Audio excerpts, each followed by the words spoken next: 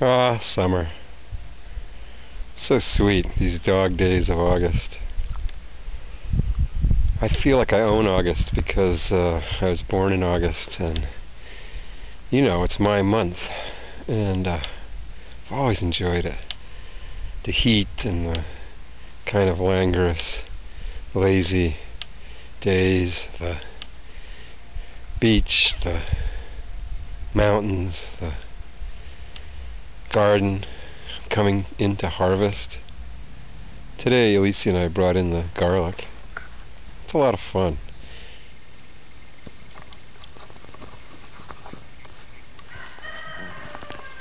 I've got no documents of any kind for Klondike. No photographs, no tapes, nothing. I don't know why. No song lists. Probably it all got lost in one of the dozens of moves I made during that time, constantly moving around.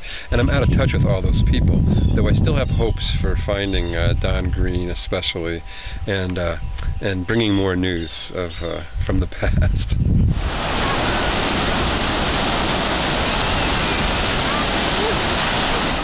Linda would come up and visit, and oh my gosh, you know, it was so cool to bring her out to my gigs like at the Haunt, and she'd be in the audience dancing with the other band girlfriends, and I think she liked it. I don't know. She's the one who told me I chew my tongue when I play. Still true. I still do it. Many people have told me that since. Anyway, she'd come up and oh my God, we'd make out for, 2 or 3 days until she had to go back. She was still in high school, Then summer came, and I wanted to be in the band, so I stayed. Don said, you have to make a decision. So I was like, I'll stay, I'll stay in Ithaca, I'll play in the band. Linda asked her parents if she could come live with me for the summer. I mean, can you imagine? Mom, Dad, I want to go live with my musician, long-haired, drug-taking, snotty boyfriend for the summer while I get ready to go to college at UVM. Well, needless to say, they said no. Filming.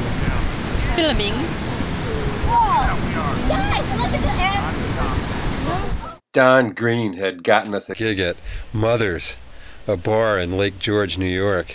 4-week gig, paid very well for the whole month of June. That would be enough money for the summer. Trouble was that after the first week, Mother came in and said, "Boys, I hate this band. You're fired."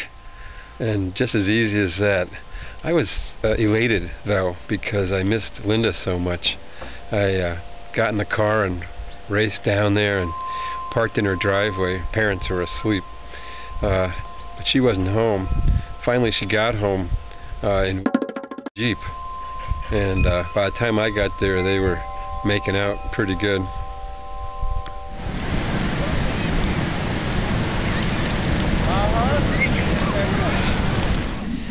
Just before I left for Alaska, I did a little investigation looking for whatever I could about Klondike. The fact is I found almost nothing, just the odd mention on Google, but just, maybe someone's memory that we'd played at their wedding or whatever. But then I remembered I'd stayed at Suzanne French's house. She was our singer. Not right away, but she became our singer because she was Don Green's girlfriend.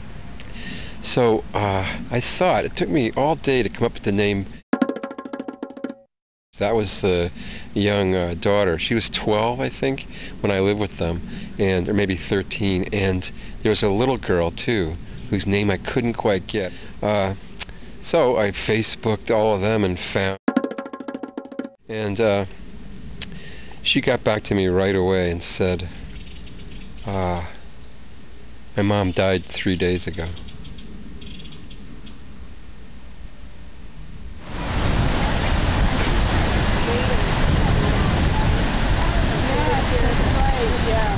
Suzanne was so kind to me. She didn't want to be a parent to me, but she still was, pretty firm. And at one point she came to me and said, "Bill, you're not a kid in a house anymore. This is my house. I'm feeding you. You've got to start helping clean. You've got to put in money for food. You have to help cook. You have to go mow the yard. You got to take part. There's a big closet off the dining room. So that was my bedroom. A little cot in there and a little table. That's all I had. The littlest girl would have all her friends over for, overnights, and in the morning they'd all come and look at me like I was show and tell, the guy who's staying with us. So I'd open my eyes in the morning to 7 little girls staring at me. It wasn't quite my vision of rock stardom, but it would have to do. Here's a photo I found on the internet. This is Suzanne. I have no idea the era, but I know she was about 34, 35 when I knew her, which of course seemed ancient. Her best friend was his girlfriend, and one night we were all sitting around drinking wine and stuff. Remember, the drinking age was 18 there, so there's nothing nefarious going on. And he says, "Will you walk me home? It's on the road and I'm so scared alone in that house." This is extremely beautiful 27, 28-year-old woman. I said, "Sure." And walked her up the street like 1 block in this well-lit neighborhood, where she said, "Do you want to come in and have a drink with me?" And I said, "No." Regrets, I've had a few, but then again, too few to mention. And the knowledge of her talent. Wow. And that knowing that Klondike was not the hippest band that ever walked the earth, I'm telling you. But we did play that summer. I remember making like $10 here and $9 there. Oh man, did I have to scrape to get the rent together for an apartment. But Suzanne had kind of thrown me out, and I got an apartment on across from Ithaca Gun on Falls Road, I think it is. Kind of a nice old house, And my roommate was Rosie Rosenthal, who was missing his big toe from a lawnmower accident. Great guy. Also, we took on Larry Kopp, who was this fantastic guitarist that Don found somewhere. He was from New York City, and he came up to Ithaca just to play with us. He changed the band completely because he was so great.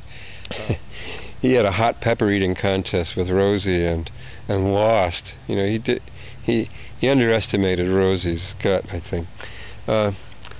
But he also turned me on to a book called Really the Blues by Mez Mesro, who was an old jazz player. Oh my God, that book turned me on, partly to jazz, although I was always in love with jazz, but also to the musician's life.